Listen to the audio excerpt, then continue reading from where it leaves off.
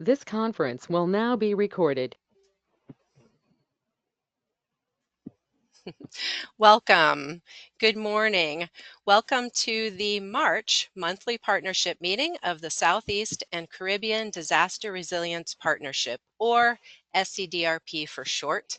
A warm welcome to all of you, and what a year 2025 has been so far.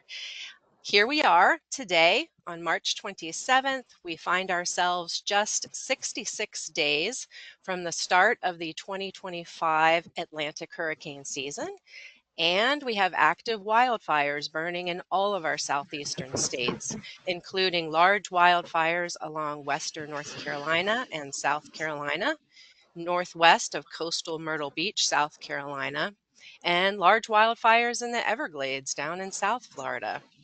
My name is Heather McCarthy. I am located in Jacksonville, Florida, and I have the honor and pleasure of serving as the Executive Director of SCDRP. I love seeing each of you here. You pour into this virtual space together for shared learning with the spirit of regional collaboration. Thank you for being here today. And this is our agenda for today. We are excited to welcome a newly appointed advisory board member to fill the Puerto Rico seat. Next, a special invitation to host our next SCDRP annual meeting, which is a big one. And then I will introduce today's super speakers, Dr. Olivia McAnirlin and Dr. Matthew Browning from the Virtual Reality and Nature Lab at Clemson University. Next, I will be highlighting some SCDRP resources available to you online, including our expansive job board and funding opportunities web pages. And lastly, we will wrap up with partner sharing time. So please be ready to share your announcements from around the Southeast and Caribbean. On behalf of SCDRP, I am delighted to welcome our newest advisory board member, Manuel A.J. Laboy Lavera, president of Nova Forge Consulting Partners, LLC, based out of San Juan, Puerto Rico. Manuel Laboy has served as executive director of the Central Office for Recovery, Reconstruction, and Resiliency, CORE 3, and as the Governor's Authorized Representative, or GAR, from 2021 to 2024. And prior to his service at CORE 3, Manuel served as Secretary of the Department of Economic Development and Commerce and as the Executive Director of the Puerto Rico Industrial Development Company from 2017 to 2020. Manuel is a graduate of the University of Puerto Rico, Mayagüe campus, and with a bachelor's degree in chemical engineering. And he holds an MBA from the Ana G. Mendez University in Puerto Rico. Preceding his tenure in government, Manuel spent 18 years in private sector, mainly in the chemical, manufacturing, medical devices, biopharma, and renewable energy industries. And now, Manuel has returned to the private sector as president of Nova Forge Consulting Partners. So welcome on board, Manuel. Thank you for bringing your experience and expertise to SCDRP and representing Puerto Rico on our advisory board. We look forward to working with and learning from you. Next, a special invitation to host the next SCDRP annual meeting. In 2026, we will convene for the SCDRP 10th anniversary annual meeting. 10 years. What a milestone that is for regional collaboration. However, to make this event happen, SCDRP will require either a host institution, a co-hosting organization, or a large-scale sponsorship. Please investigate if your institution or business has the facilities to host 125 amazing people for 2 days during late January or early February 2026. The deadline for commitment is July 1st, 2025. That's the date that planning really begins in earnest. If we do not have a commitment by July 1st, we will consider whether to go virtual or to possibly cancel our next SCDRP annual meeting. We don't want to do that. We know that there is great value in coming together in person, so let's work together to make it happen in 2026. I thank you for acting on this and for helping us keep in-person regional collaboration going across the Southeast and Caribbean. So please reach out to us at scdrp@socorro.org for more details or to discuss options. And now it is my absolute pleasure to introduce today's super speakers, Dr. Olivia McAnirlin and Dr. Matthew Browning, joining us live from Clemson, South Carolina. Doctors Olivia McAnirlin and Matt Browning co-direct the Virtual Reality and Nature Lab together at Clemson University, where they develop immersive tools to support public health, safety, and environmental awareness. Their research integrates psychology, technology, and environmental science to explore how virtual experiences can drive behavior change. Together, they previously co-developed with the University of Georgia a NOAA-funded storm surge VR simulation called Weather the Storm. This virtual reality simulation has been showcased at national expos and used by emergency managers to improve coastal preparedness. Olivia, who holds a PhD in Parks, Recreation, and Tourism Management. Say hi, Olivia. She focuses on the psychological and physiological benefits of both actual and virtual nature, including personalized and shared experiences through tandem VR.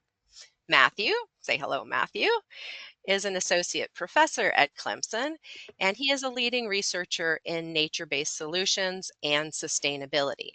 Their latest project together, which they're going to give us a glimpse at today, is called FireReady VR, and it brings wildfire risk communication to life in vulnerable communities through realistic, research-backed virtual reality.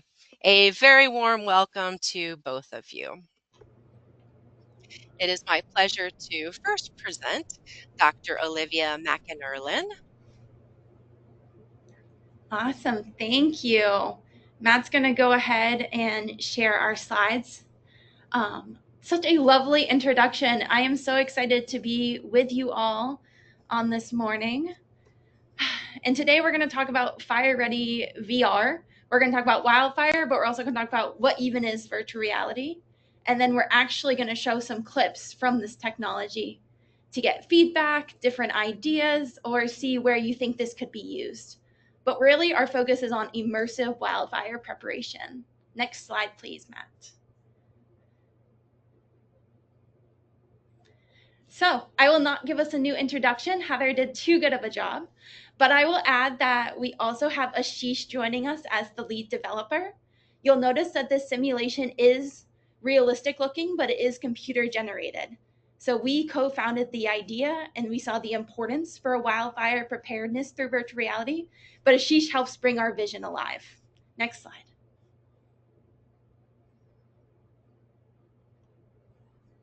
We have some fantastic strategic partners. We are always looking for more strategic partners to join us. Strategic partners are people who are giving us feedback and also helping push FireReady VR forward. We have contacts with UGA for the Center of Advanced Computer Human Ecosystems, other Clemson labs for the Center of Workforce Development. The Arbor Day Foundation is backing this work, as well as NOAA. If this sounds slightly familiar, if you were at the Extreme Weather Summit in February at NCTC, we shared a prototype of FireReady VR. Next slide. So Heather gave a fantastic introduction about the need, the urgency right now for the Southeast. This is a Southeast specific simulation. So let's talk about wildfire. Southeast comes in at the top as one, Texas, North Carolina, Georgia, top 5 states with the most fire. We're spending a lot of money and all the damages. we're sadly also having a lot of deaths also due to fire burns and injury, and those numbers will only continue to rise as wildfire becomes more prevalent. And this is what drove us to create something called FireReady VR. Next slide.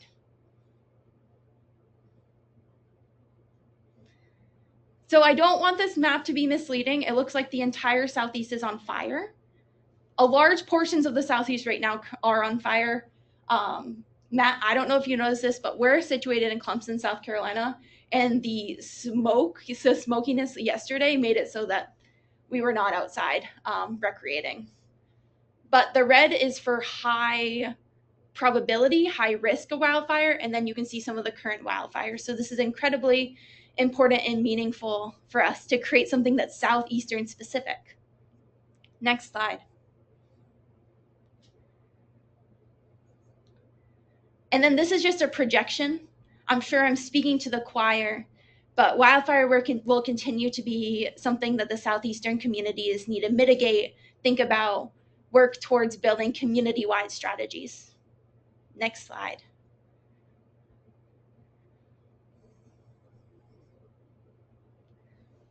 So we looked at a lot of what we have right now for wildfire prevention in communities, and not even prevention, but risk mitigation. And some of the big things that drew us to create a virtual reality tool is that there's low risk perceptions. A lot of people in our community area say, oh, well, this probably won't happen in my area. If it happened and I survived, I'm not as worried about it. Some of the educational materials that we were seeing, even for Southeastern, and when we did interviews with emergency managers in Southeastern communities, they said they were using tools that had pictures from the West, had pictures of California. And it is incredibly ineffective to try to convince a community in the Southeast to care about wildfire when the pictures of pamphlets don't look like your community. And lastly, we found that there was a lot of limited public awareness through some of our discovery interviews we conducted last summer, that at least in our region of South Carolina, there's a lot of people, and in the Southeast in general, a lot of people are moving down here because a lot of the year it's very nice to live here. There's huge HOAs, there's beautiful spaces, but a lot of people are moving sight unseen, especially post-COVID and during COVID, to areas that they don't know are wildfire risks. So they're not thinking about that, going to community meetings. So Wildfire VR is trying to get that foot in the door. Next slide.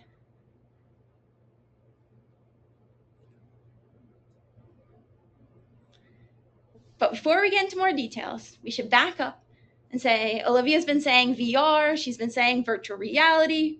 What is it? That picture is what usually you would see on like Target, Best Buy, Amazon. That's like a VR headset. So it sits over your face. It notches in the back so you can be hands-free. And then you're able to look left to right, up and down, 360, and the image will follow you live. It also comes with 2 controllers. There are games and things you can do that are controller-less, but there's buttons to manipulate the environment. So that's the hardware we're working with. A lot of people ask how much it weighs. It's relatively light. We work with a lot of clinical populations and hospice care, and that usually isn't the barrier to participation, which is fantastic, especially for some of our aging populations. So you're plopping this headset on, and you are transported to this immersive 360 view. There's visuals, there's audio. The audio plays a huge role. You'll hear some of the audio from our simulation. But really, we're using this as a tool to mimic everyday life. People say, oh, can you put me in a fantasy world? We could, but because we want this to be as realistic and as a learning tool, we're trying to mimic in everyday life, in this case, an everyday Southeastern specific HOA. So in conclusion, VR you can think of as a simulation where you're putting something on and then you can interact in a new world that should feel realistic to a user. Next slide.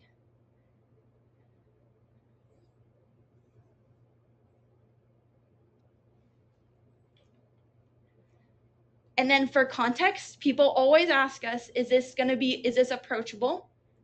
I think it's something that can be written in. It's something that a lot of people will put, a lot of people will ask for. They use it for gaming, so the cost continues to decrease. The newest model is the MetaQuest 3, and that retails for about $400 a unit, which comes with the controllers. So this might be an option for a community group to invest in a couple. And we'll talk about how you're able to plug in and then you can showcase what the person is seeing so that larger crowds can get involved rather than just one person in a headset. Next slide. Okay, we just wanted to share this context that we are trying to make this more immersive and realistic for Southeastern communities, but immersive technology has been used in natural disaster for a while. We're actually currently working on a systematic review, which means we're looking in websites, YouTube, academic articles to see what other places and what other people globally are using virtual reality and other forms of immersive technology to educate about natural disasters. It has risen rapidly since May 2024. We're looking at more than 450 different tools. It really began to rise in 2016 because that's when VR headsets started to become more user-friendly. They became out of the lab and more used for gamers, for education in classrooms. Google jumped on board with a Google Cardboard. The headsets that we use now are much nicer than Google Cardboards. If you've let Google Cardboard be your last VR experience, please let us give you one in a new headset because we have come a long way since 2014. But it should also be noted that a large portions of these are computer generated, just because then you can put Wildfire in a community safely and do that through a computer. But around 10% are made with 360 cameras.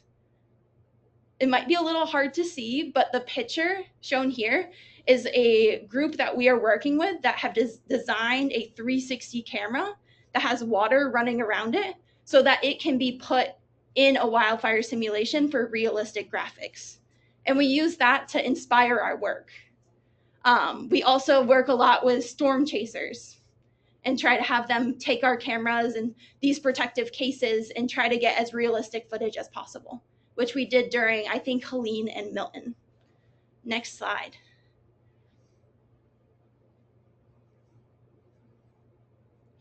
I am happy to share, I can also share these with Heather as well to get these all to you, but this is just an illustration of two of the articles that talk about disaster preparedness. There's a lot of people saying this is important. VR is a tool for learning, it's a tool for growth, it's immersive, it gets people's attention. But there's not a lot of people figuring out how to harness this, work with emergency managers, and get this into the hands of communities, which is our ultimate goal. So with that being said, I'm going to turn it over to Matt to talk about FireReady VR. I hope I've laid the groundwork for some of our conversations about wildfire and virtual reality. Thanks, Olivia.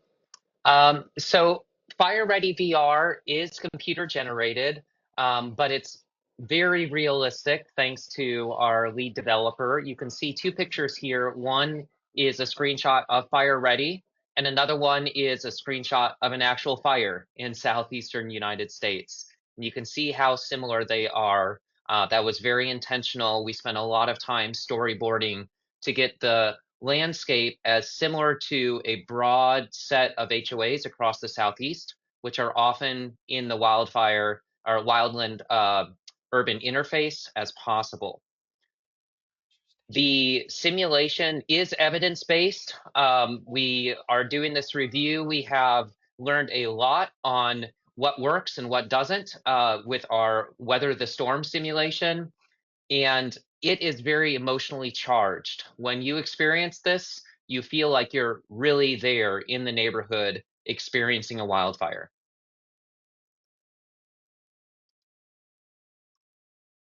It's also unique from the other simulations that we identified during our literature review. It's really designed for community level preparedness. There are other VR applications specific to firefighter training, whether it be on the ground or in the air. It also depicts a familiar American suburb as opposed to cabins in a mountainous area, mostly with pine forest, which don't work well for most of the Southeast.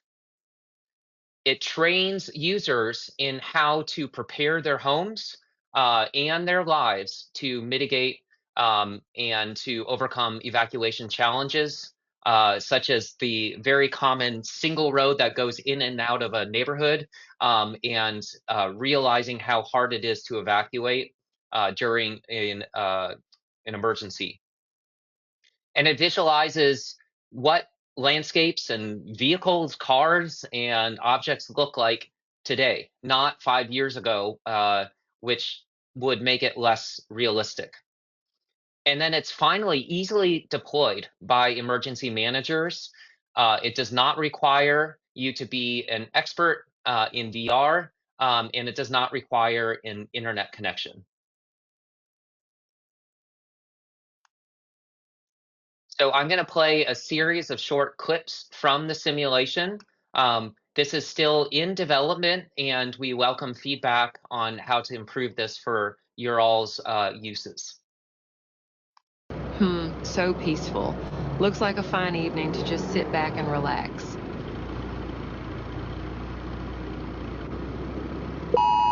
Oh, looks like I got an emergency alert. Oh, no, wildfire warning. I need to prepare house for FireReady.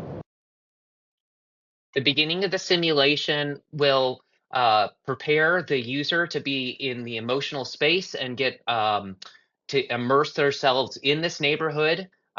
We are providing, for example, opportunities to personalize the neighborhood so it looks like the communities that this would be deployed in. And after the alert, there's a series of actions that the user will have to practice and then eventually evacuate. So let's see a couple of those actions now. So peaceful.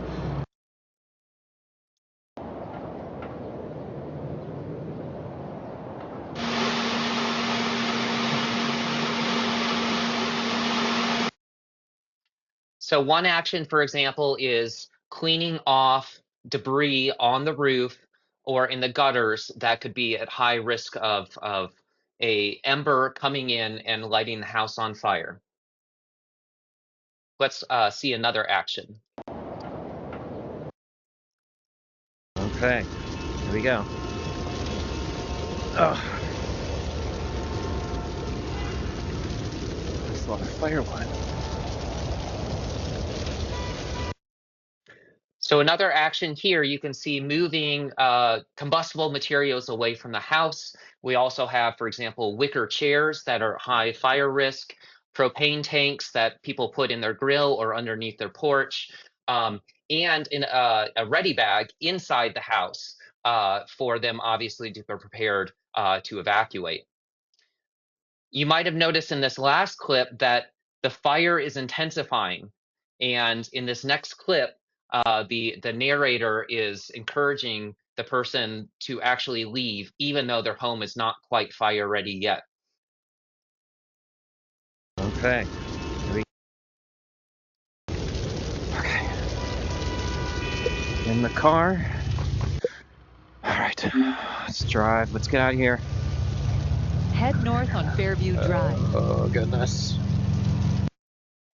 So you can see they are trying to evacuate, but they should have evacuated when they initially got the warning, and that's because their house was not fire ready. They did not have their ready bag, and it's really trying to educate, but then also have the user feel that sense of urgency and how dangerous and how hard it is to prepare themselves in their house at the last minute for fire. I will also mention there was a pop-up in the simulation where the user could choose to drive or to skip the driving, which is where some people might feel motion sick. We have a tutorial that accompanies the simulation where people can pick those two options and talk about how some people feel sick. And if you are prone to motion sickness, you can skip this. The rest of the simulation is designed for very little movement so that people do not get sick. And that, again, is based off of our extensive work trying to identify how to use VR with populations that are at risk of this, such as Olivia mentioned, older populations, including patients in hospice. So when they get in the car, they try to evacuate. And let's see what happens next. Okay. Turn right. Oh, no. In 100 feet, turn left onto Chesapeake Highway. Get out of the way. Oh no, I was too late. Looks like I'll have to run on foot. I wish I had kept the house fire ready. I could have escaped sooner. So you can see in this current, we have several modules. In this current module, you can't win, and that's the idea. There are other modules where the user is already prepared and they are able to leave, and they see other people that are in and not able to do so. So it's really it depends on how much time is available to deploy this. Some emergency managers, we've learned, really want a short clip to mostly scare individuals into taking this seriously, and then they can provide education in other forums. Some managers really want this to be a longer educational experience. So all of that is available. Turn right. Oh. And as I had mentioned, the nice thing about this being computer generated is, for example, the names on the street signs or the name on the water tower and many other features can be changed very easily so that it looks like the communities that anyone would be serving. It's really modeled after a rather generic Southeastern HOA. That can be also changed. We are trying to make it as broadly useful as possible. And then the strategies you saw, removing firewood, cleaning out gutters in the roof. These strategies, we're developing a suite of these, and based off of what communities are least likely to do in a given area, those could be swapped in and out. And of course, we realize that in some situations, this might be more easily deployed on a tablet or a phone. And so another nice thing about this, the development, is that we are making it so it's cross-platform in case it needs to be sent, for example, over the web, and people just use whatever device they have already. And of course, we're doing extensive user testing and documenting its efficacy, because that is very important.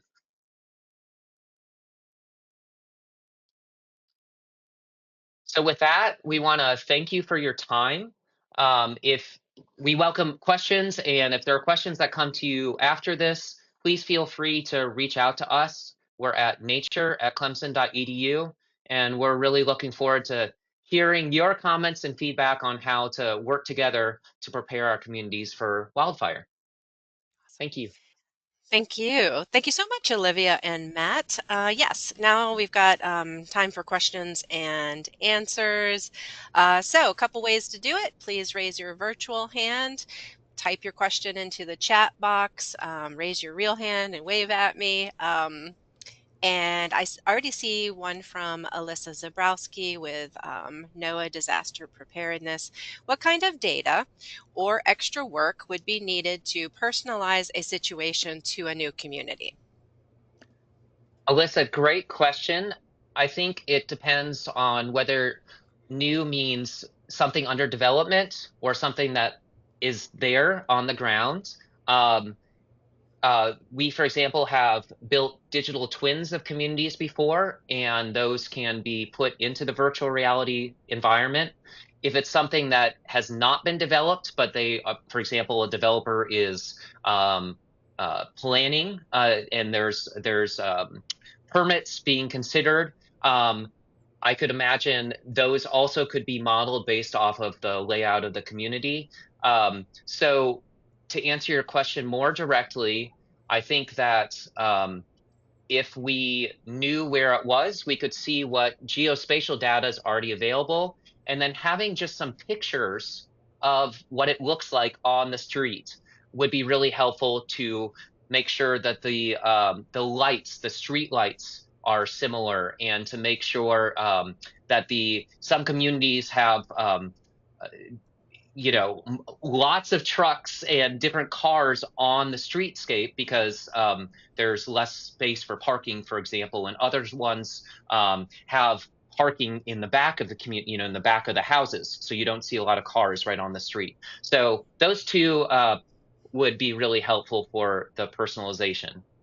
Yeah, and I would say the other heart of the personalization is that if a community or a county was really interested in using this, having a connection person who is willing to be that sort of advocate for what their community looks like and needs, especially when it comes to those mitigation strategies. We can give best advice based on data if your community looks like it has a large number of trees. So gutter removal might be a huge thing, but the people who are boots on the ground might say propane tanks are really the biggest thing that's driving a lot of this combustible materials. So having somebody who's willing to be that leader of personalization and have those conversations makes our jobs a lot easier. And it's also really fun because then we can connect with a person who's really heading up this FireReady activity. And to piggyback on that great value of a contact is if there are people in the community that many people know, recognize their voices of, and trust, it would be great to change the voice to match that person so they feel like they are being told by someone they already know. And that can be either sending a person a script and they can just use their phone and record themselves, or if they don't have the time for that, there probably are options with artificial intelligence also to have them speak. But in general, we would really welcome changing the voice, either based off of accent, gender, many other things to fit the communities, so that the communities trust that voice. And also to think about this beyond just English. Absolutely. All very, very good points for inclusivity. Fantastic. Thanks, Alyssa, for that question. I see another question coming in from Adelaide Bates at Furman. Where would folks access this training? Would it be available online or administered in person? Yeah, so we are in the process of launching FireReady VR. We expect it to be available this summer. And we are working through the exact deployment strategies. For example, we have sent individual headsets to people in the mail with a prepaid return packing slip. And that works very, very well. So it shows up. There's a manual on how to use the headset, and you can then use it in your community. We've also sent boxes of headsets with a set of 10 or more, and these can be then again sort of put in a room, and you could do larger groups, and everyone is in it together. We're increasingly realizing the power of one person experiencing this and having a presentation on a projector where other people are watching them and having this group learning. because it's very convincing to see someone that you know going through this, particularly if maybe they are they think they will not get scared. They think they know how to prepare, and if you see them change their attitude towards fire real time, that could have a ripple effect on many people, even if you only had one headset. And then another way to use it will be to download the product. And if you have nieces or nephews or children that already have a headset, it could be used on that headset.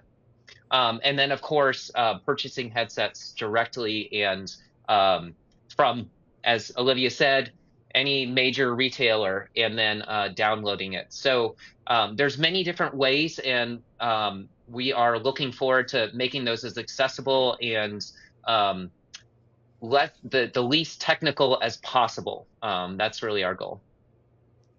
And thankfully, we have had practice, especially during COVID. We continue to deploy headsets. On a side note, we don't just do disaster relief VR. We also do health promoting nature. So a good example is we sent out headsets to a bunch of college students that had symptoms of depression and anxiety going into lockdown, and we're able to have them experience a 1-a-day virtual reality nature promoting experience. But we were able to we have some tutorial videos that we accompany each product we produce. We have usually an email sort of helpline, hotline. So once these things are mailed to you, you are not on your own. Matt and I and our lab really try to make this something where we want you to use it as much as possible, but we also understand that pop-ups happen and suddenly you have to do an update, and we are available to help you through those little qualms that show up. I have a quick question. Earlier in your presentation, you said it does not require an internet connection. I'm not a gamer. I have no experience with VR at all. And so I'm wondering, how does that work? Does all of the software is actually already preloaded on the VR tech? And then also, related question, do I really have enough memory to download this onto my iPad? Really good questions, Heather. Yeah. I will start with the internet question. We design a lot of our products to not need internet because we work with a lot of communities that are in rural parts of South Carolina, where we are lucky if we get a bar of cell phone service. Yeah. So there are options. If for some reason you really wanted to accompany this with something internet based, we always recommend people bring routers to communities. But there are options. One, we send you a headset that's preloaded. So from start to finish, no internet is needed. If you have your own headset and you are going to download FireReady VR, you would need to be in an internet center to download it. It's almost like if you were on your laptop and you wanted to download a movie to watch later on a flight. You would move it onto your desktop, and then it would just live there, and then you wouldn't need internet again. That's the video tutorial we send with you if you choose to purchase your own headset, and then you can watch it repeat times without needing internet. And the graphics will still be just as good. It won't be lagging, thankfully. And the casting part is also something where you typically don't need internet either. So casting would be if I had this headset on and I am like up on my roof trying to get all these leaves off and I'm getting stressed out.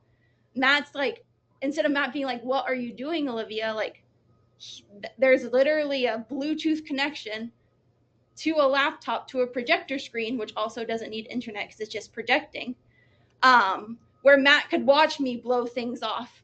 And wherever I'm looking, the projector would also see. So it becomes a very collaborative and group experience, which is why Matt suggested that if I was all I'm not scared of wildfire. I know exactly what to do. If I was in the headset being like, the fire is coming, I'm not going to finish all of this. Very common thing. I feel very stressed when I don't finish my to-do list. People get very upset they don't win FireReady VR, because I don't think wildfire is something you ever win. So Matt or the crowd of people would be able to be in that experience with me and foreshadow what they would be doing in a headset. And then the tablet question. Matt, do you want to take that one? Yeah, so the file itself, it depends on how many modules there are, and we'll come up with a better word, scenarios Okay. perhaps. Okay. But the current tutorial where you learn to use a headset, it walks you through the buttons, and then the current scenario, which has, I believe, 4 strategies that they have to practice before they evacuate, is 300 megabytes, which I'm trying to think of something similar. When I'm looking on my phone, for example, when I'm looking at things that are taking up a lot of space, it's often several gigabytes, which is, you know, a factor beyond megabytes. So it is not a gigantic file. Oh. Okay, fantastic. Thank you so much. And I could see how this could be incredibly powerful. I love that it can be applied in areas without an internet connection readily available in islands and in rural areas. I think at this time, please note, folks, that they have dropped their email into the chat box. It is nature@clemson.edu. I assume this email address goes to both of you. Is that right? Okay. Yes. So please reach out afterwards if you have any questions that you think of later or would like to discuss possible collaborations or applications of this type of VR. I want to again thank you, Olivia and Matt, both for taking the time to show us how virtual reality technology can enhance risk communication and really help better prepare our communities for natural disasters. Thank you. It was lovely to connect with all of you. Fantastic. Yeah, thank you both. And now I will go back to sharing my screen. I have a few quick announcements for you. I would just want to take a few minutes to highlight our rapidly expanding SCDRP resource offerings.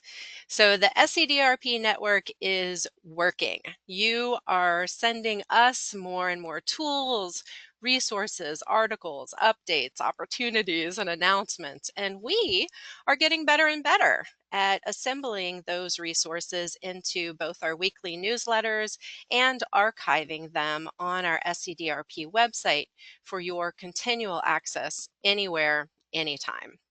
I'd like to all of us, give a big virtual round of applause to our SCDRP program coordinator, Claire McGrath, who does the heavy lifting on the compilation and sharing of these resources. Yes, claps all around.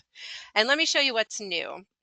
So when you go to our website, scdrp.socorro.org, and click on the resources tab from that main menu at the top, this web page will open up. And from here, you have 4 categories of resources to choose from: regional resources, job board, funding opportunities, or calendar. And I'll give you a quick glimpse at the different categories of resources available under each. So first, let's take a look at the wide variety of regional resources available to you. And I want to highlight that these resources are organized by topic, by geographic area, and by resource type. So these resources are currently grouped into the following subcategories: extreme heat, hurricanes and tropical storms, flooding, and general coastal resiliency and emergency management resources. And then you'll find an organization based on geographic location. So you can jump to resources applicable to your state or territory. Caribbean, Florida, Georgia, North Carolina, South Carolina. And then please scroll all the way down to see the links that include tools and applications, training resources, a long list of relevant publications, and a very cool and growing list of podcasts that address topics related to disaster resilience. Second, I want to highlight our SCDRP job board, our most popular webpage at this time. Here you can explore open job opportunities, internships, fellowships in the field of disaster resilience, climate adaptation, and environmental justice that are just we mainly focus on just our region, right? So just the Southeast states and Caribbean, occasionally remote opportunities that are relevant present as well. And up front and center, we include the location and the rate of pay. So when you click on the SCDRP job board, this page will open up, and you can see at the top, we spotlight job postings that come to us from SCDRP members. We also think that it's important to provide a quick link for you to jump to early career opportunities, including internships and fellowships, and also a quick link to postdoc positions. We also post periodic job roundups on our social media pages. And as you might expect, this job board is experiencing exceptional engagement on LinkedIn. Third, and also very popular, is our SCDRP funding opportunities webpage.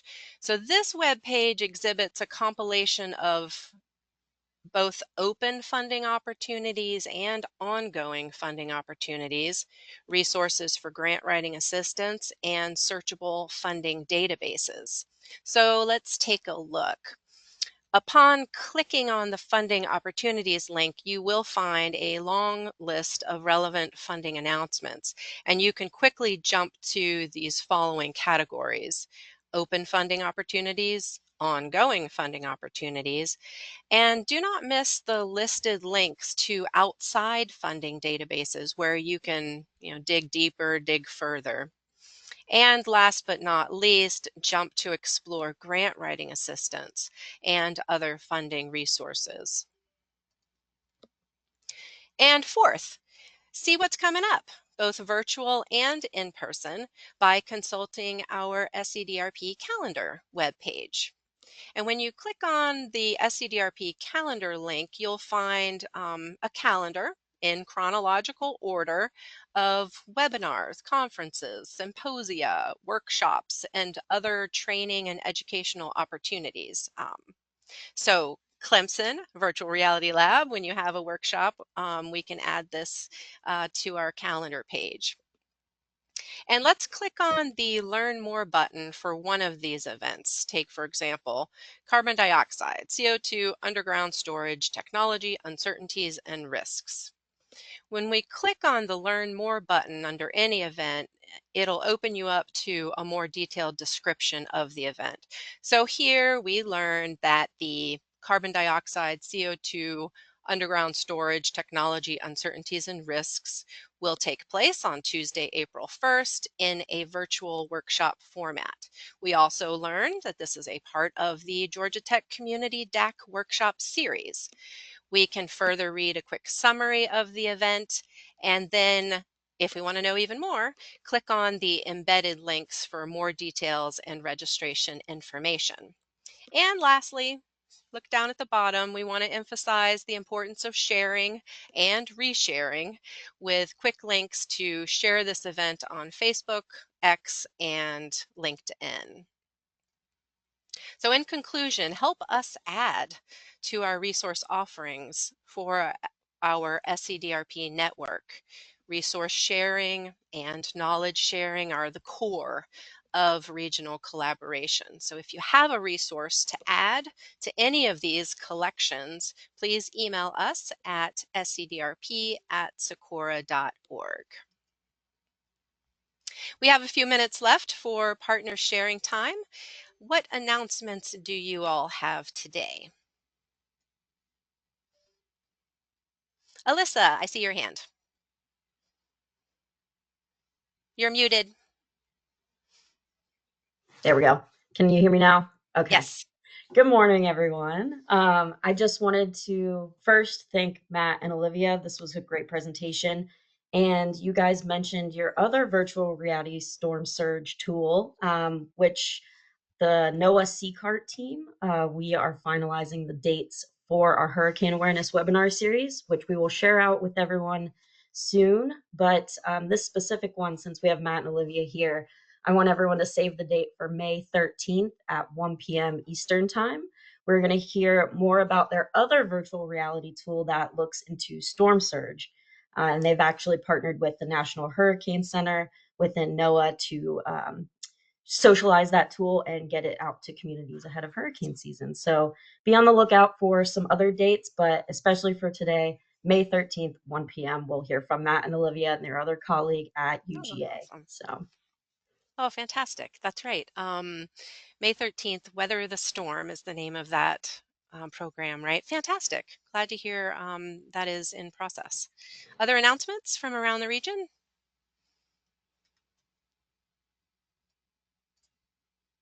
I see Adelaide, not an announcement, but looking forward to seeing some South Carolina folks at the South Carolina Resilience Conference.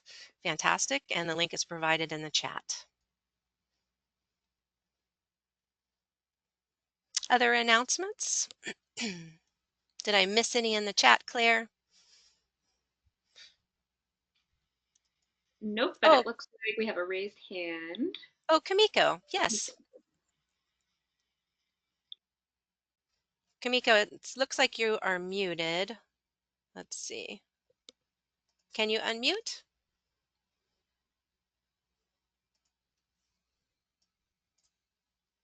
It's okay. Kamiko, if you would you drop your announcement into the chat? I'm sorry, we can't hear you. Anyone else?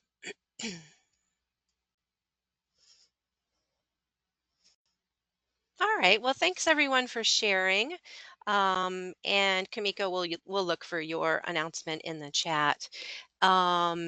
If you think of additional announcements, and as you saw, job opportunities or funding opportunities, any kind of resources that you think our community could benefit from, please continue to send them to us at scdrp@socorro.org, and we will further share them in our newsletter. We also have some links from Olivia and Matt that we're going to share in our next newsletter, along with the link to the YouTube recording of this so you can further share. So this concludes our March monthly partnership meeting. A very special thank you to our super speakers today, Dr. Olivia McAnirlin and Dr. Matthew Browning from the Virtual Reality and Nature Lab at Clemson University. And thank you for joining us today. I will see you in 1 month on Thursday, April 24th. Enjoy the rest of your day.